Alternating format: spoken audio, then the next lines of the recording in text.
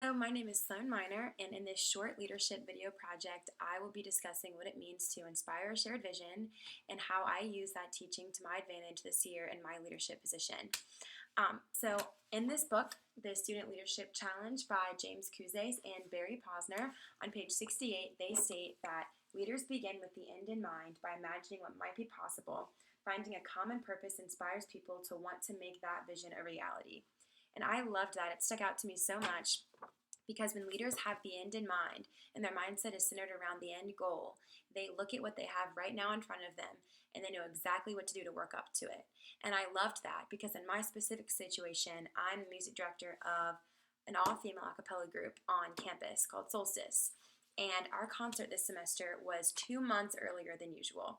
So that took away a lot of our usual tools, the luxury of relaxing more than usual and things like that. So there was a lot of pressure already. And so I knew that if I had a shared vision, if I had a specific vision to have a great concert, to actually enjoy it and things like that, and I projected that onto the group members, then all of us working together, it would provide for a very great concert. So right before that, on page 68, they state, but the image of the future is not just about the leader's vision, it's a shared vision. Everyone has dreams, aspirations, and a desire for tomorrow to be better than today. With that in mind, I realized that I wasn't the only one who wanted to have a great concert just because I was the director. I knew that everybody in the group would want to have a great concert. It was something they wanted from the beginning. And this talks about leaders being dreamers and idealists and possibility thinkers and forward thinking.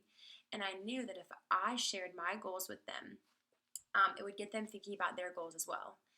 And I am the youngest music director that the group has ever had, which already puts a lot of pressure on me because I was leading people who were older than me, and a mindset of me being younger and looked down on would be very easy to have if I let it.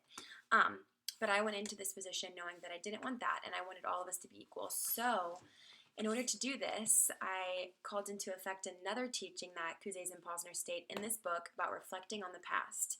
And I knew that regardless of how young I was, there were many music directors who came before me who did their jobs very successfully, and they got the job done.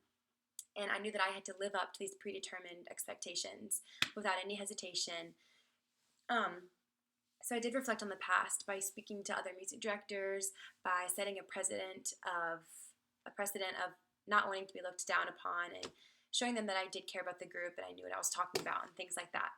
So in order to inspire a shared vision, in this case, I needed to discuss with the girls all of the goals I had for the semester, which included, one, I know we were capable of having a wonderful concert because of the work ethic of the girls.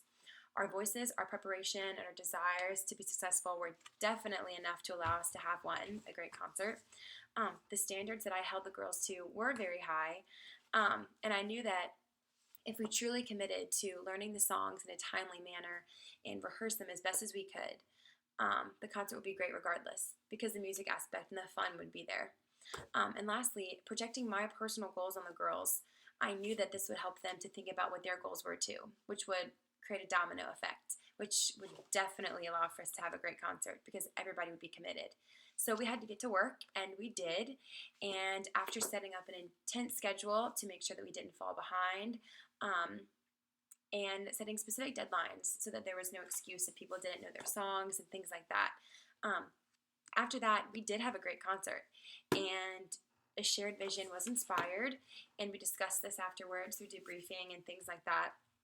And I do recommend anyone in the leadership position now, someone who might be in a leadership position in the future, or who just has been in one and wants to reflect on it or grow from it and things like that, to not only take this course and read this book with all of these wonderful teachings.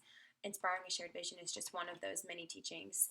To not only better their leadership skills, but to also learn about that and specifically focus on inspiring a shared vision. Because when you have the end in mind and you inspire your followers to have that same exact goal, then there's so much power in that, and you can really do no wrong. So thank you so much for listening.